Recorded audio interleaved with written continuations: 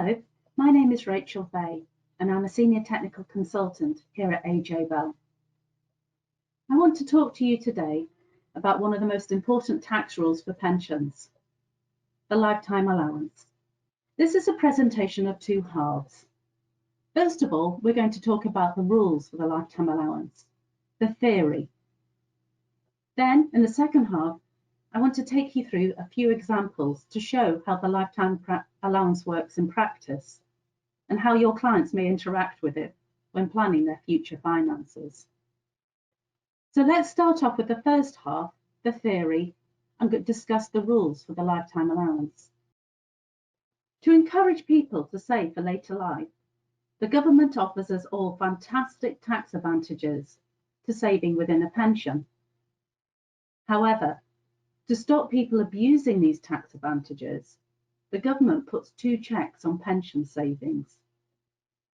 One of them is on the level of contributions you can pay into a pension, the annual allowance.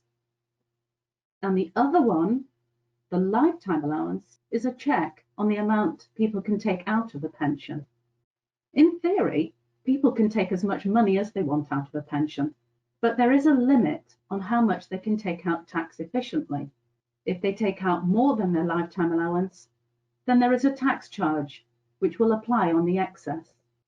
Every time somebody takes money out of a pension, for example, they go into drawdown or they buy an annuity or they die, then the amount they take is tested against the lifetime allowance. And there are a few other occasions pension money is tested. For example, when somebody reaches age 75, or when they transfer to an overseas pension scheme.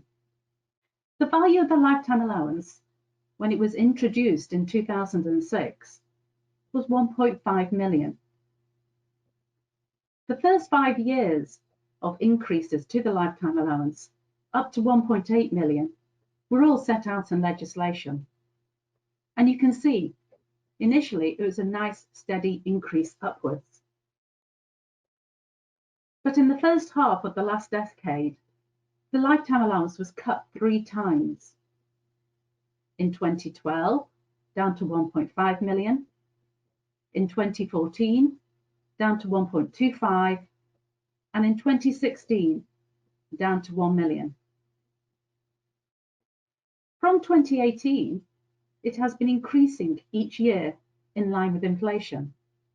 And that provision is set out in legislation, so it has to keep on increasing.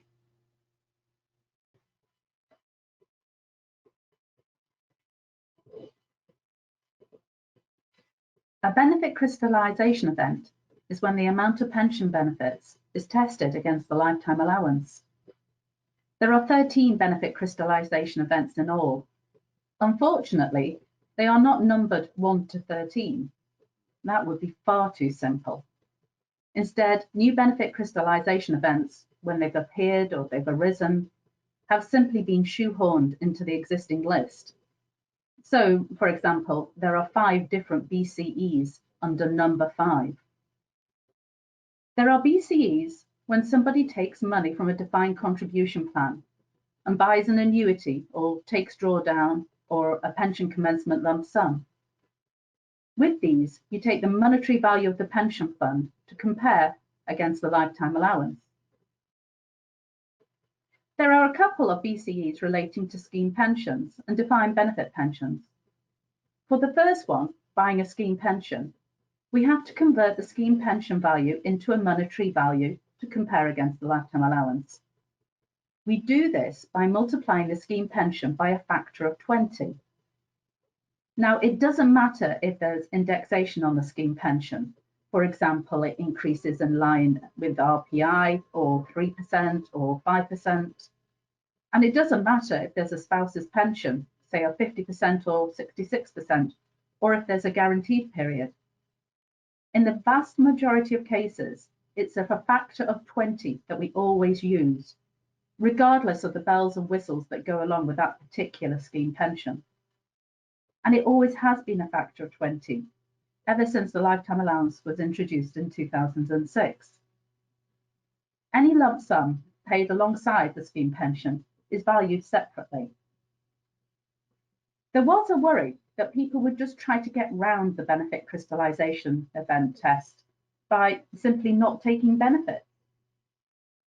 So, if that's the case, there is a test at age 75 just to stop that.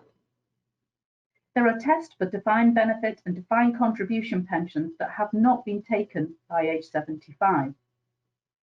But there is also a third test at age 75, one for drawdown, and we're going to cover that later on. There are 3 benefit crystallisation events relating to death benefits. One looks at the lump sum. The other 2 are testing benefits, again, that have not yet been taken. So all of these tests just make sure that all pension benefits are tested at some point. Number 8, benefit crystallisation number 8, looks at when somebody transfers overseas to an overseas pension scheme, a qualified recognised overseas pension scheme called a QROPS. And finally, there is a number 9, and that relates to other miscellaneous things. So those are our 13 benefit crystallisation events. Let's have a look at how this could work in practice. This is Ezra. Ezra is age 65 in June 2017. He has a SIP, and that's worth £600,000. He takes 400,000 as drawdown, so he leaves 200,000 in the pot. There are 2 benefit crystallisation events at this time. The first one is where he's taking the tax-free cash, the pension commencement lump sum, and that uses up 10%. You take the value that you're using and you divide it by the lifetime allowance that was in place at the time you took the benefit. So as we're going back to June 2017, we're using a lifetime allowance of £1 million, which certainly makes our sums a lot easier. The second benefit crystallisation event is the amount of money that goes into drawdown, and that uses up 30%. So in total, that is 40%. 3 years later, Ezra takes his remaining SIP benefits. Now these have grown from 200,000 to be worth 215,000 now.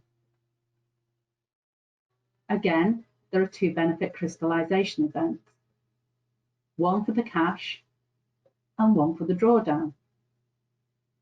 This time, we're using the current lifetime allowance for 2020-2021 tax years, and this is 1,073,100. That's certainly a much more complicated number than the simple 1 million. But if we do the maths, he uses up a total of 20.02% in 2020. We add that onto the 40% to get us to 60.02. You always measure how much lifetime allowance has been used up as a percentage. That way, if the lifetime allowance changes, and as I said, it should increase every year, you're not just thinking about a fixed amount, but a percentage of it. One final important note. You express the amount used up as 2 decimal places, and this is always rounded down. So say the answer for 2020, when you crystallised those 2 benefits, the answer was really 20.025.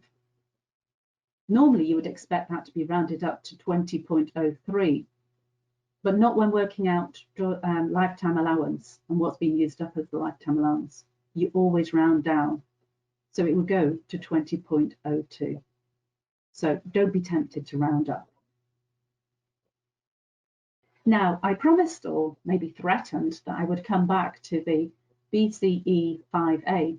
This is the second crystallisation event for drawdown.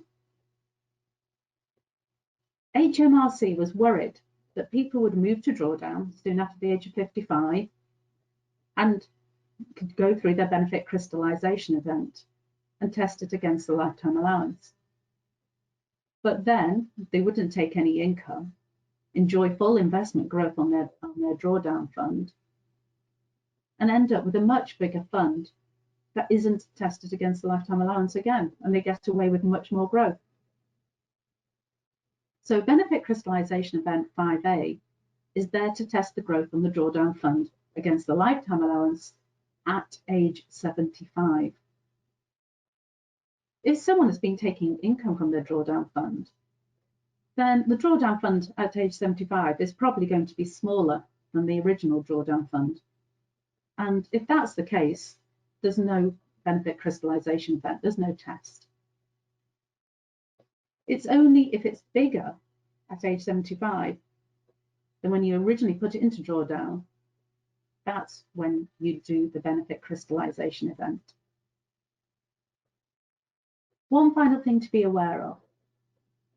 Each separate tranche of drawdown has to be tested on its own. So imagine you have two different benefits, you have two different tranches of drawdown. One of them you have just simply left. You haven't taken any money from it, and over the years it has grown from through investment growth. And now it's worth considerably more than it was when you first put it into drawdown. But for the second tranche of benefit, the second tranche of drawdown, you have been taking an income, and you've been taking an income from there. Now, you're not allowed to merge these two tranches of drawdown. That's not allowed through legislation. When you're looking at the two tranches overall, though, and when you're looking at the overall drawdown fund, you have a smaller drawdown fund at age 75 than you do at age when you originally put the benefits into drawdown. But for the purposes of looking at the benefit crystallization event at age 75, that doesn't matter. You have to look at each tranche of drawdown separately. So even though the overall effect is that you have a smaller drawdown fund overall, you will still have a benefit crystallization event on the first tranche of drawdown, the one that's enjoyed positive investment growth, and that will still use up some of your lifetime allowance. Let's have a look at how this benefit crystallization event works in practice. This is Karen. She's 67 in August 2012 and her SIPP is worth 1.2 million. She puts the whole of the drawdown pot into whole pot into drawdown. She takes her cash, but she doesn't want to take an income. She has first two benefit crystallization events. In 2012, the lifetime allowance was 1.5 million. So these use up 20% and 60%, using up 80% as a total of her available lifetime allowance. Let's fast forward now to August 2020, and Karen turns 75. Her drawdown pot is now worth 1,330,000.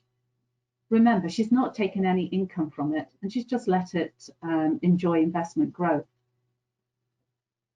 So the benefit crystallization event at age 75 for drawdown, so that you have to look at the difference between the original pot and what it's worth now. So we take the 900,000 away from 1,330,000, and that leaves us with 430,000. That has to be divided by the lifetime allowance for August 2020, which again is 1,073,100, and that gives us a figure of 40.07%. But remember, she took 80% previously, which means that she's only got 20% of the lifetime allowance left. So it means she's got an excess of 40.07, take away 20, which gives you 20.07. So she will have to pay a lifetime allowance charge. The lifetime allowance charge is applied to the excess over the lifetime allowance. The charge is 55% if the benefits are taken as a lump sum, or 25% if the benefits are retained within the pension. That's because we're assuming that income tax has to be paid on the amount of money taken out of the pension. So it would be 25% plus 40% income tax, and the overall effect would be 55% charge. The scheme administrator usually calculates the lifetime allowance charge, and the scheme administrator and the member are usually jointly responsible for paying this charge. And it's important to remember that the member is responsible or partly responsible for paying the charge. That's an important factor. The exception, or maybe one of the exceptions, is looking at lifetime allowance charges that arise on death. In this case, when somebody dies, it's the personal representatives who have to calculate the lifetime allowance charge. And it's the person who receives the benefits, the recipient of the benefits, who is responsible for paying the charge, not the scheme administrator, as you might think it is. Let's go back to Karen. Now, we said that in August 2020, Karen turned 75 and she had a drawdown pot worth 1,330,000. She had a second benefit crystallisation event for drawdown, and that used up 40.04% of the lifetime allowance, and she only had 20% available. So she has an excess of 20.04. 20.04% of 1,073,100 gives us £215,049. So the charge is 25%, as the money is remaining in the drawdown pot. She's not taking the money out or anything, she's just having a cheque at age 75. 25% of £215,049 is £53,762. So the drawdown pot is now worth 1,330,000, take away 53,762, and that leaves Karen with £1,276,238. So that's how the lifetime allowance charge would work in practice. Before I finish this half of the presentation, looking at the theory and the rules of lifetime allowance, I wanted to mention very briefly protection. When the lifetime allowance was first introduced in 2006, and on the 3 occasions it fell in 2012, 2014 and 2016, if individuals have benefits worth more than or approaching the new lifetime allowance, they could apply for protection. Protection meant that they could take a higher amount of benefits than the new lifetime allowance, but without paying any charge, or maybe paying a reduced charge. There are 2 different protections introduced in 2006. Those were primary protection and enhanced protection. And then, as I said, protections were introduced in 2012, 2014 and 2016. How these protections work depends on how much benefit somebody had, and also whether the person wanted to continue pension saving by paying in contributions or enjoying accrual on a defined benefit. Now we're going to cover protections in a later webinar, so we'll be looking at these protections and other ones for protecting tax-free cash and early retirement ages. We'll be looking at all of these in a lot more detail, but I just wanted to mention them now in the context of the lifetime allowance. So that was the first half of our presentation, and that covered the theory and the rules for the lifetime allowance. I want to now go on to look at how the lifetime allowance affects people's pension planning.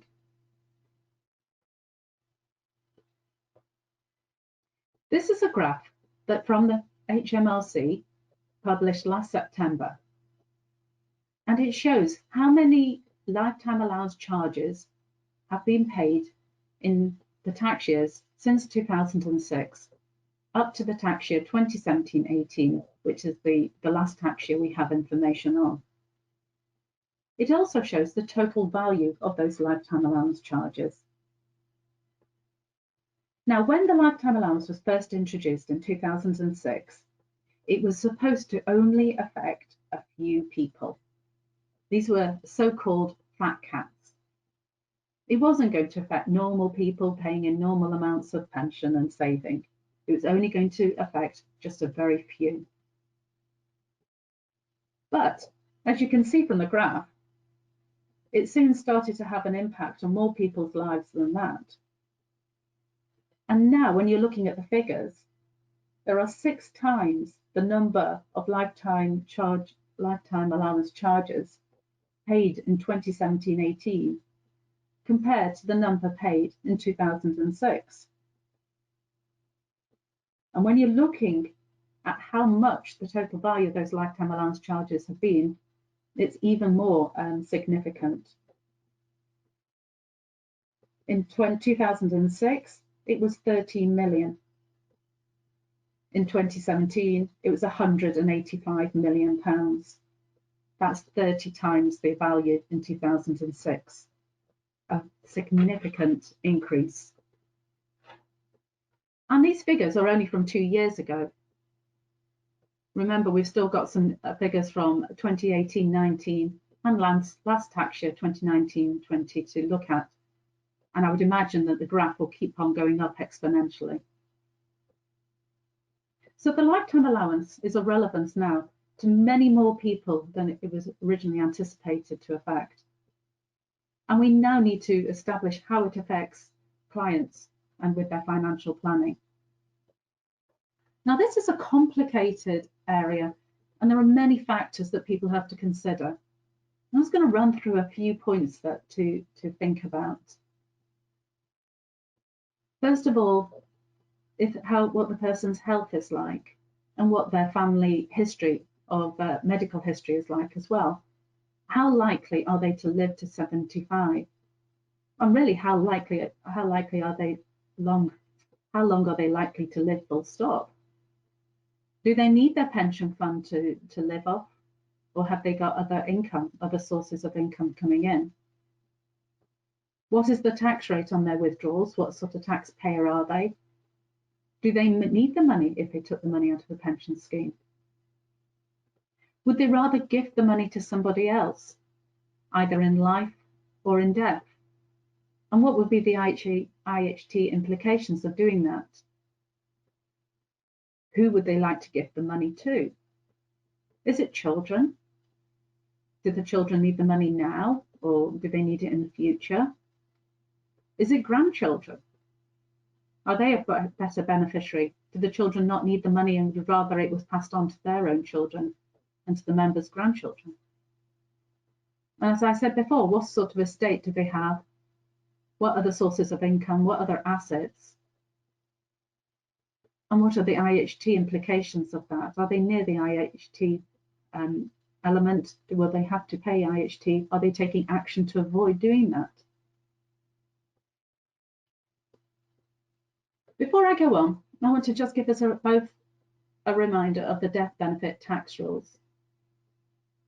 Now, there are 2 tax rules when you look at death: the lifetime allowance and the income tax. And it really depends whether the client died before age 75 or whether they died after. If they died before age 75, then, as I explained earlier, there will be a test on uncrystallised funds. So no money that's not been taken so far will have to be tested against the lifetime allowance. However, if the client, say, took drawdown at age 62 and then died at 72, there wouldn't be a further test on the drawdown funds. Even though they may have enjoyed investment growth for the last 10 years and not taken out any income, it doesn't matter. There's no further test. If the person died after the age of 75, then there are no further benefit crystallisation events and no further test against the lifetime allowance. All the tests that could have possibly been done have already been done when they either took benefits or when they reached age 75. So no further tests. If the client died before age 75, then turning now to income tax, the beneficiary wouldn't have to pay income tax on the benefits they take from the pension, or they wouldn't usually have to do that. Now that's as long as funds are designated within 2 years of death. If the client died after the age of 75, then the beneficiary does have to pay income tax on the benefits they take from the pension. Now I mentioned the 2-year rule. The 2-year rule says that if someone died before the age of 75, as long as the benefits are designated into, say, drawdown, within 2 years of the scheme administrator knowing about the death, then there's no income tax. However, if they leave it longer than 2 years, then there wouldn't be a lifetime allowance test, there wouldn't be a benefit crystallisation event, but the beneficiary would pay income tax on the benefits taken. Now remember, the lifetime allowance charge, if the benefits are above the lifetime allowance, and there's going to be a lifetime allowance charge, then that could be 25%. The income tax, however, for a beneficiary who's a nil taxpayer or a basic rate taxpayer would be either nothing or, say, 20%. So in those circumstances, it might be more tax efficient to leave the designation of the benefits until after 2 years. And that way, the beneficiary doesn't pay the higher 25% tax, but may pay a lower, say, 20% income tax. But you really have to look at the circumstances for each particular case.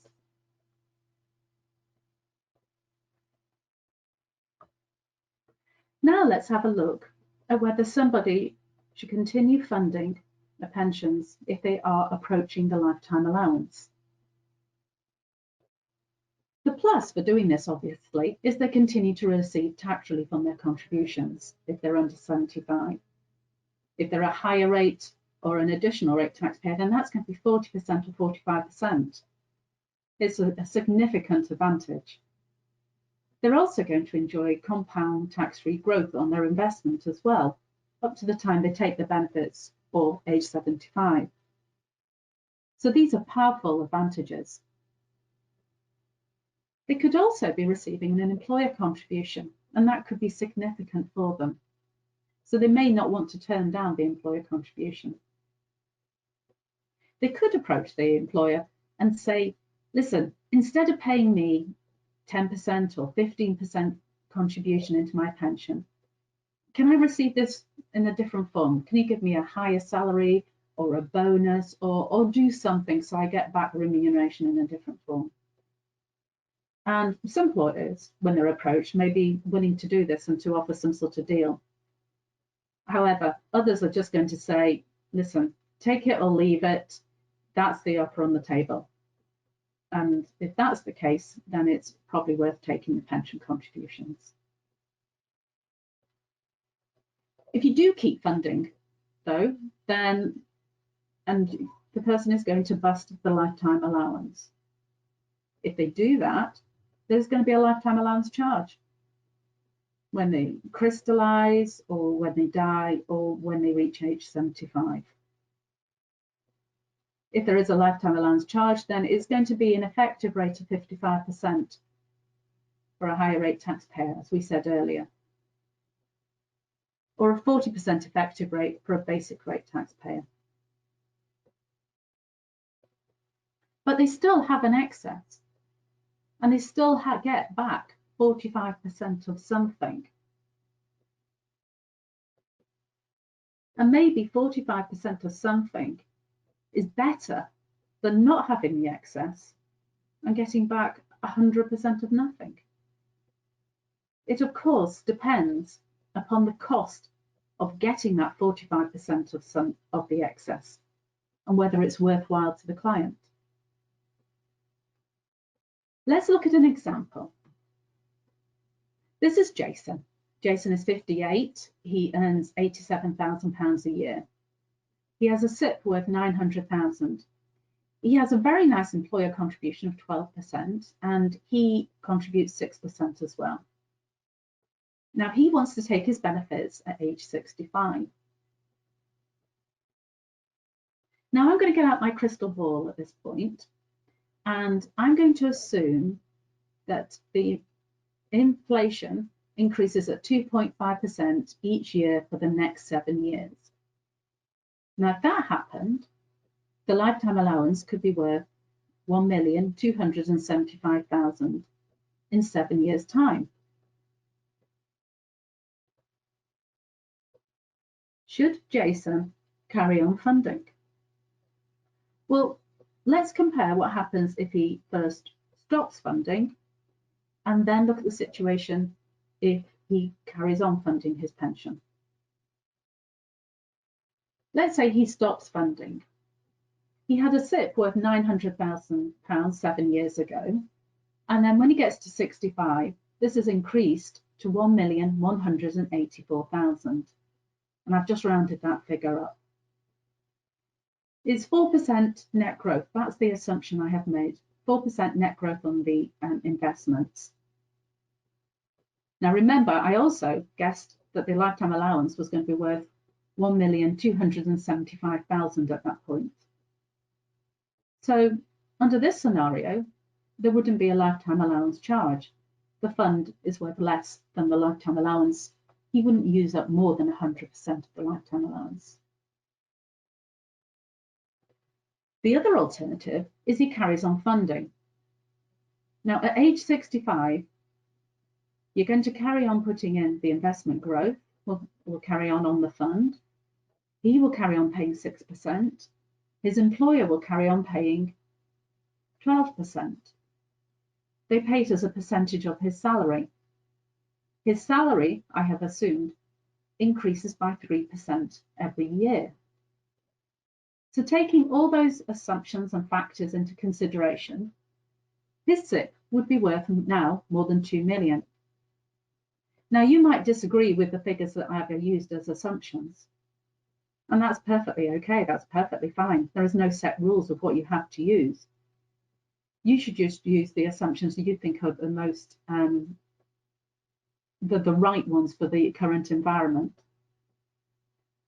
But in this situation, these ones I've used, he has a SIP worth now more than 2 million. So there will be an excess above the lifetime allowance.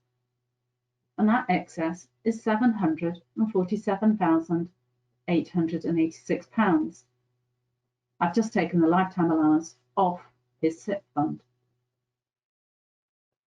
Now there will be a 25% charge on the SIP fund. So taking that out, the 25% charge, we're left, which is 186,971. Take that off his SIP fund of 2 million, and you're left with £1,835,915. So quite a considerable amount of money. And if you compare it, the two options, he either stops funding and he gets 1,184,000, or he carries on funding and he has 1,835,000, then the difference between the two is 651,915. Remember though, he has yet to pay income tax on that. He has not yet paid income tax, and that has to be factored in. Still, it's a significant increase, and that's due to the good employer contribution Jason is receiving. The cost to Jason is 6% pension contribution paid for 7 years. That's £40,000 gross, but remember he gets tax relief on his pension contributions, so that's 24,000. That to me looks like a good deal, and in that situation I think Jason should continue funding. What What happens if your client has already got funds that are worth more than the lifetime allowance? How do they go about reducing the lifetime allowance charge? What's the best strategy to take? Should they crystallise all their funds, or maybe their funds up to the lifetime allowance when they go into drawdown? And then maybe what they could do is to withdraw an income each year from the drawdown fund.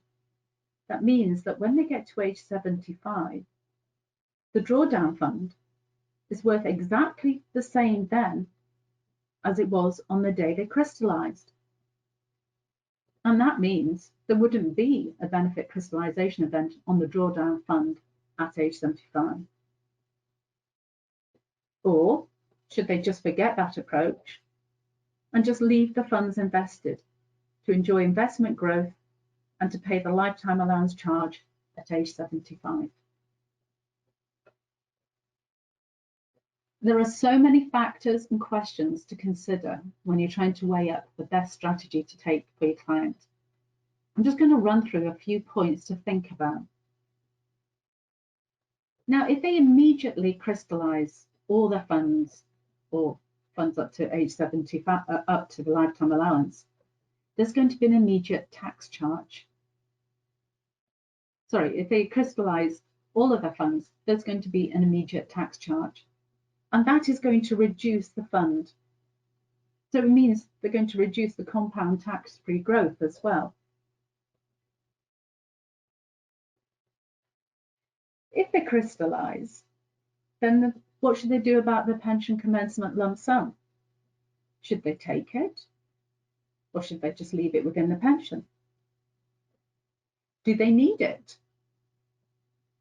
What are the IHT implications of them taking it within their estate? Can they spend it? Should they instead gift it and give it to somebody else? But again, what are the IHT implications of doing that? Do they expect to live another 7 years? If they crystallised, can they take an income to reduce or eliminate any second drawdown crystallisation charge, anything coming from the benefit crystallisation event 5A? Do they need the money? What happens if they take the money? Will they spend it, or will it simply go into their estate? Will there be IHT implications of that? Can they give the money away to family? And again, the same questions. What's the IHT implications of that? Are they expected to live for the next 7 years? Could they give them income to family members and treat it as income out of normal expenditure? Maybe one of the solutions could be they could gift it to a family member to pay into another pension as a pension contribution. And that might be quite a neat idea.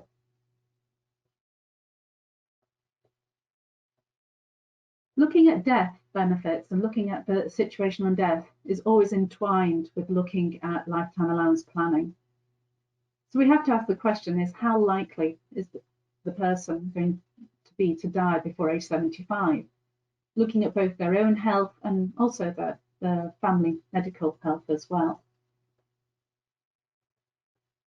If they are likely to die before the age of 75, then they may want to think about just crystallising all their funds as soon as they can, because there would be no further benefit crystallisation events.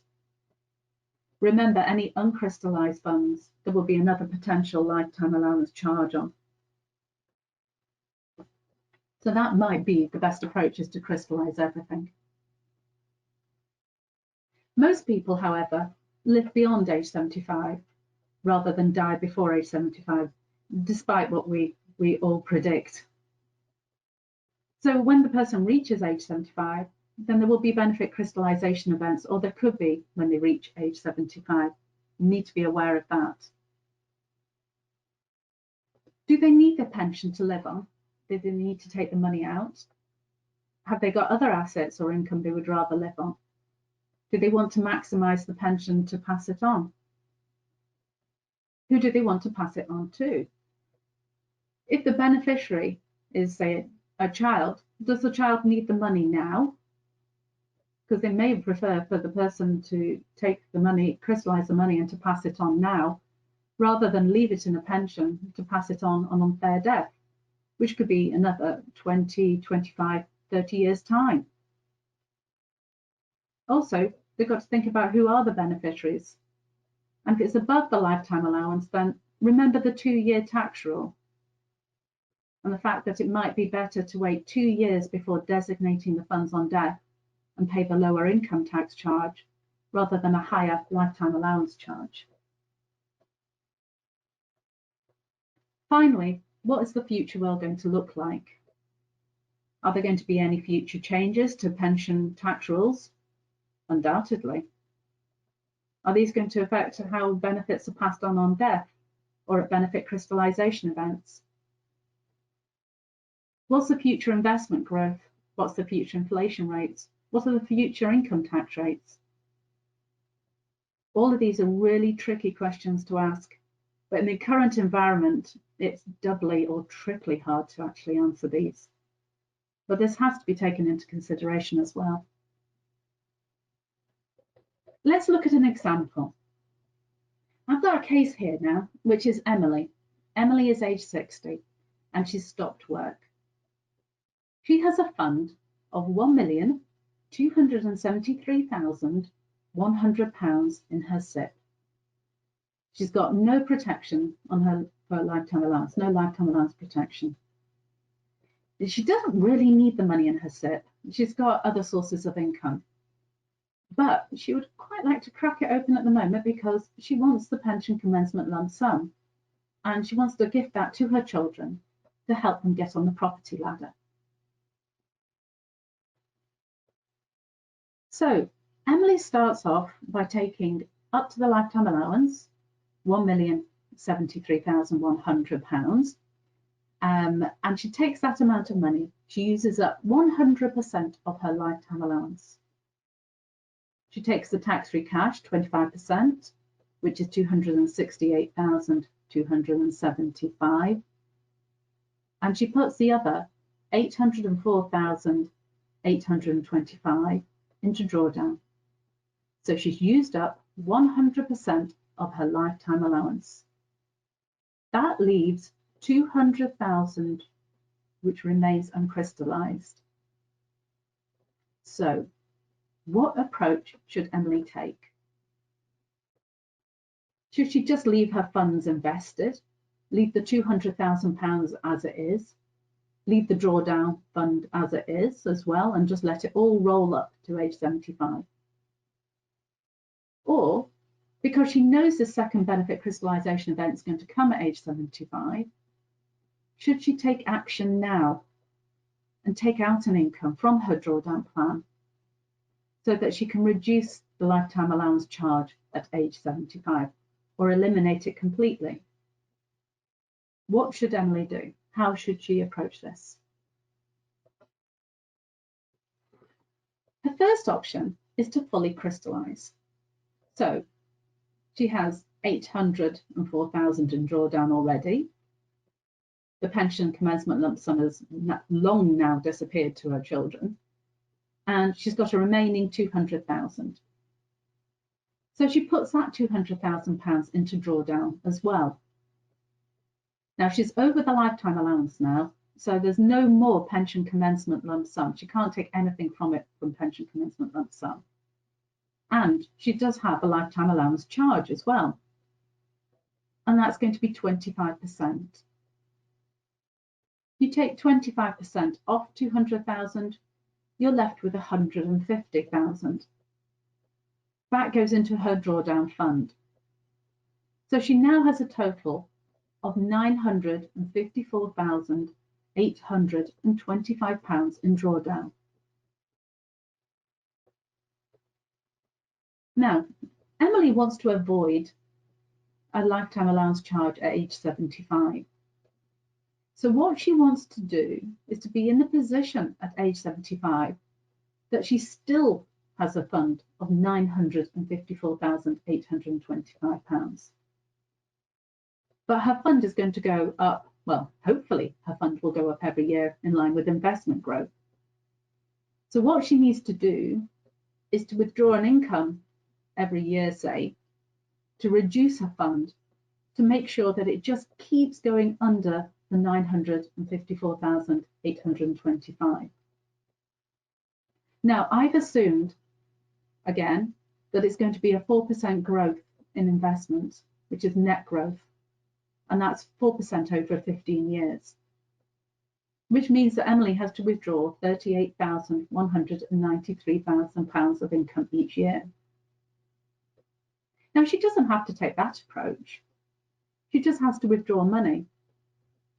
She could withdraw the money every single year, as I've demonstrated, or she could withdraw it in chunks, maybe every 2 or 3 years or every 5 years, or she could withdraw it all as a one-off, maybe when she's 74 years and 9 months or 10 months old, and she wants to just make sure it comes under the 954,000 again. She has complete freedom about how she withdraws the money. When making that decision, she's going to look at what other sources of income she's got coming in, IHT implications, and other factors. But she does have options. So the fund at 75 is 954,825. And that means there's no second benefit crystallisation event. Plus, Emily has been receiving £38,193 for the last 15 years, which adds on another £572,895. And that gives her a total of £1,527,720.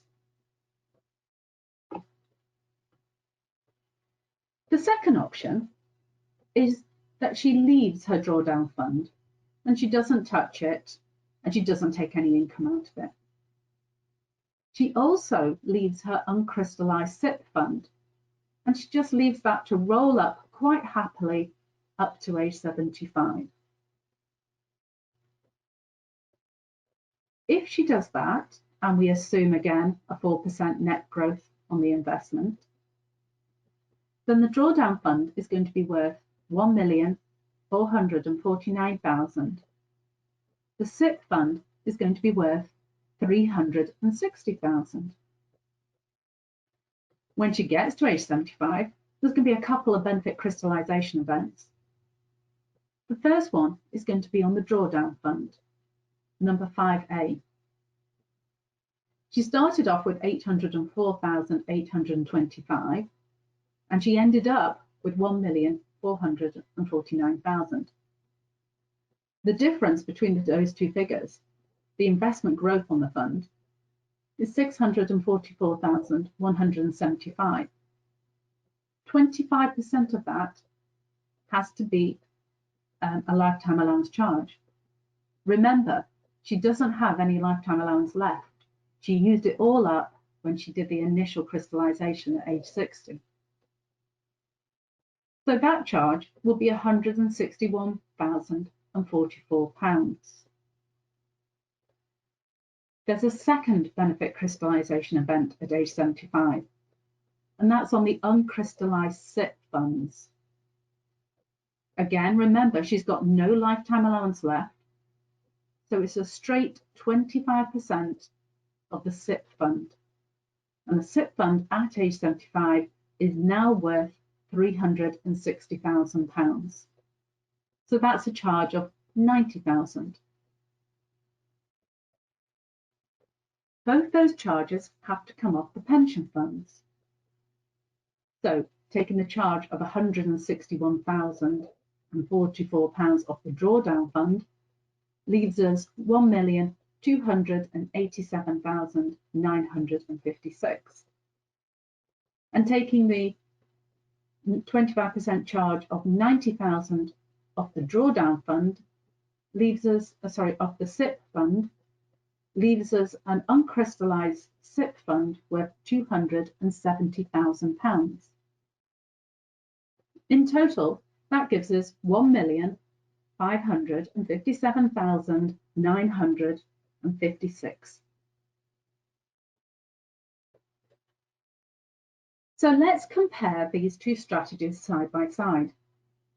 Remember, option 1 is the one where she fully crystallized the fund. She took up to a lifetime allowance and put it in drawdown.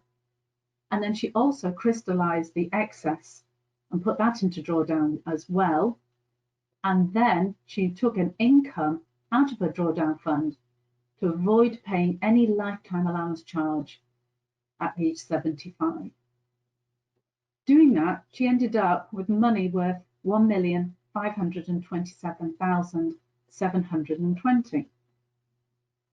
Her second option was to crystallize up to the lifetime allowance, but then to leave that drawdown fund just running, not to take any money out of it. And she just left the 200,000 uncrystallized funds as well. She just left them invested. And then when she got up to age 75, she then had to pay lifetime allowance charges.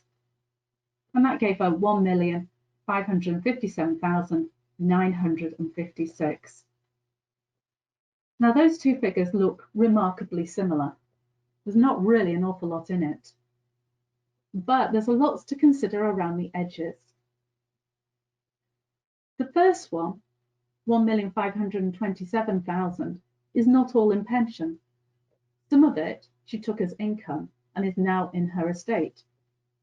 But she will have to pay income tax on the amount she took, so that will reduce it further. And it depends what rates of income tax she's paying or what other income she's receiving. All of the second option, the 1,557,956, is within the pension still. She hasn't got any of that in her pocket. And to get it into her pocket, again, she will have to withdraw it and she will have to pay income tax on it. But at age 75, she might be paying a lower rate of income tax than she was at the age of 60 or 65 or 68. We need to consider inheritance tax. If taking the income out of the drawdown fund goes into her estate, if she's not going to spend it and it goes simply into her estate, then that might have inheritance tax implications. She might prefer the second option, where all the money just stays within the pension and it's shielded from inheritance tax, especially if she doesn't need the money and she wants to maximize the amount of money that she can pass on to her children. Is she likely to die before 75? That might change her approach again. If she is, then she might want to crystallize fully and crystallize the £200,000 excess as well, and that might be a better option for her. And I've only considered two options here. There are multiple other options. She could keep everything invested and not crystallize anything, not even at age 60.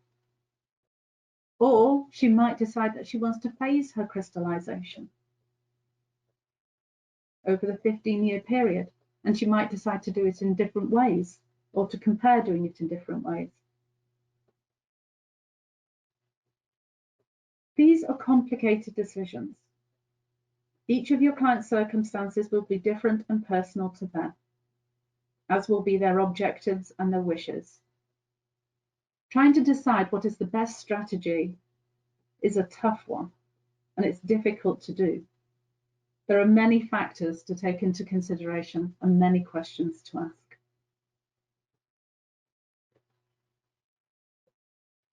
So today we've covered the rules and the theory for lifetime allowance, and we've also looked at how these could be interpreted when carrying out financial planning.